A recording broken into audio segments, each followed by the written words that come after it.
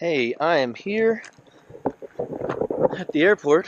Helicopter's been in for rain. Looks like there's a lull in the rain. I'm going to fly it back to the hotel. Thought I'd talk to you guys about some bad words in polocrosse. First one on the list is penalty on a penalty.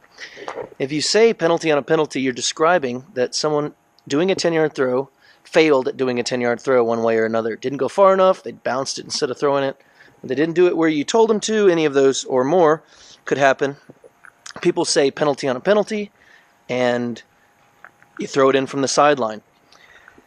They know what they're talking about, and they're doing the right thing, but when they phrase it like penalty on a penalty, they end up confusing people, and people that hear that and they go back to their clubs end up seeing someone maybe interfere within 10 yards on a penalty, which the correct action would be moving the ball down the field, or some other kind of a foul that happens, and you say, well, this is a penalty on a penalty, we should throw it in, which in that case they should move the ball down the field.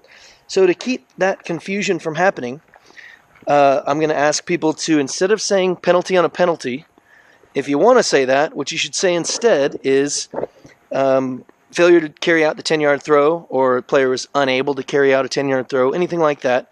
We'd throw the ball in from the sidelines and things would be fine. All right, I'm going to go fly to the hotel and we'll go over a couple more.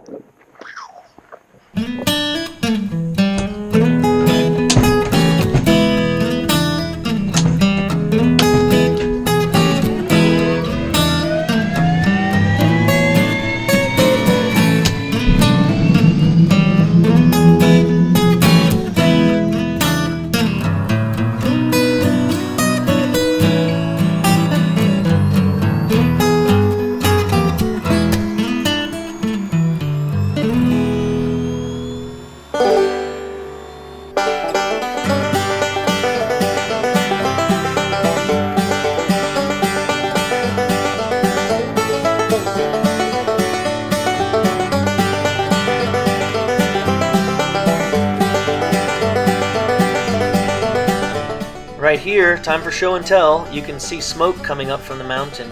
Hundreds of feet below, there are coal seams that from lightning strikes or some other activity have been set on fire, and you'll see the smoke coming up from all around different places, different cracks in this mountain. It's like that all over the place up here in West Virginia. Pretty cool.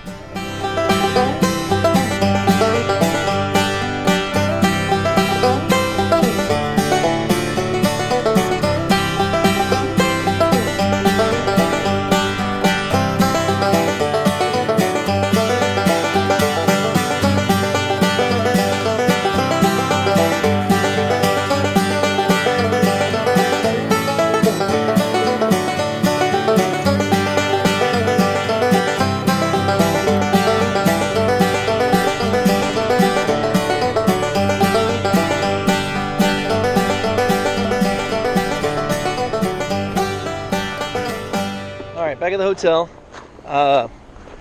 The second bad thing that I was going to try and keep people from saying is saying tournament umpire wrong. So they would say head umpire or chief umpire when they mean tournament umpire.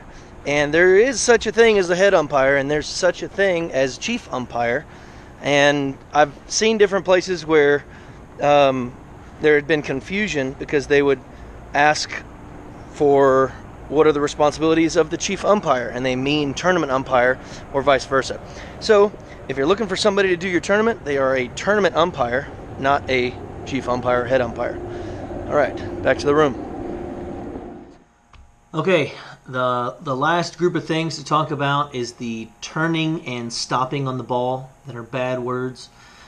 If you say turning on the ball, you mean turning in front of the line of the ball.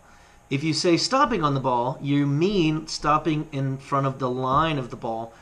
Each of these things are crossing penalties, and describing it as stopping on the ball or turning on the ball, although you're going to be calling a similar penalty for it, will confuse players. They'll go back to their clubs and say, I'm not allowed to stand still when the ball is underneath me, or I'm not allowed to turn if I'm near the ball.